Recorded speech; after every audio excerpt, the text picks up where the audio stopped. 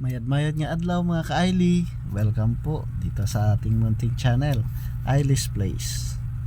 Ito po ang una kong video kaya pagpasensyahan niyo na kung marami pang flaws. So mga ka-Aili, ito po yung overview ng aking munting lupain. Nasa 9,000 square meter lang po ito. Nabili ko ang lupa na ito noong 2014 pa, pero nakita ko lang ito ng personal noong 2023.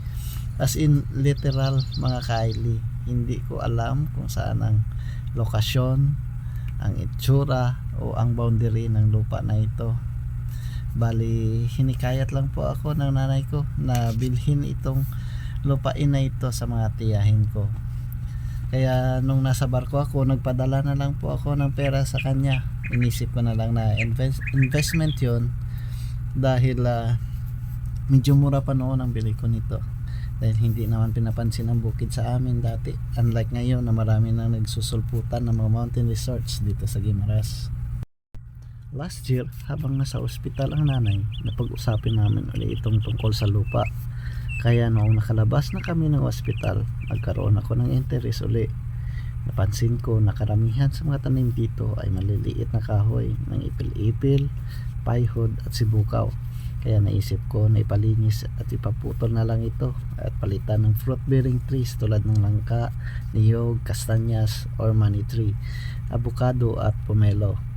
Para hindi naman masayang yung kahoy, nag-commission ako ng isang tao na mag-uling nito at ang sibukaw ay dinala ko sa bahay upang gawing panggatong. So mga ka-Aili, after mga 1 month ng paglilinis ng aking lupain, ako'y umakyat uli doon at ito na nga ang aking natunghayan. Wow! Yun lang talaga ang masabi ko. Ang ganda pala ng lugar, pwedeng gawing resort or family farm. Kaso, ang una kong problema is paano ko malagyan ng kalsada ang lupa ko mula sa barangay road hanggang dito sa ulingan. Dahil kahit saan ka man tumingin, puro ito bangin. Sinabi ko sa tatay ang plan ko na gawin niya itong resort ang bukid. Abay, ako'y pinagtawanan lang at sinabihang nagsasayang lang ng pera. Pero ang nanay, support lang palagi sa akin. Si Mrs. naman payag basta tapusin mo ng bahay.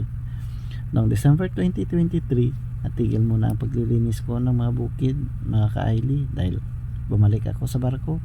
At noong February 2024, natupad na nga ang aking isang hiling, ang malagyan ng kalsada itong aking bukid mula sa barangay road papunta dito sa overview na area. By the way mga ka-Aili, ang portion ng barangay road kung saan ako nagsimula ng daan paakyat dito sa overlooking ay sako pa rin ng aking lupa.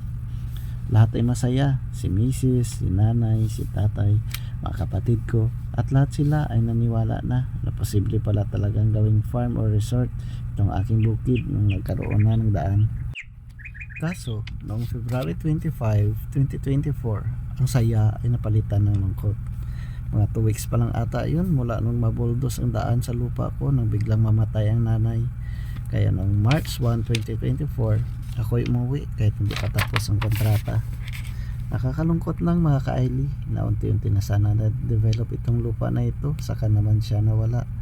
Nagbabalak pa naman sana yon na makita ito ng personal. So mga ka-Aili, hanggang dito na lang muna. Sana mag-like at mag-subscribe kayo sa aking channel dahil alam ko habang dine-develop natin itong Aili's Place, marami pang kwento, aral at alaala ang mabubuo sa lugar na ito. Hanggang sa muli, God bless!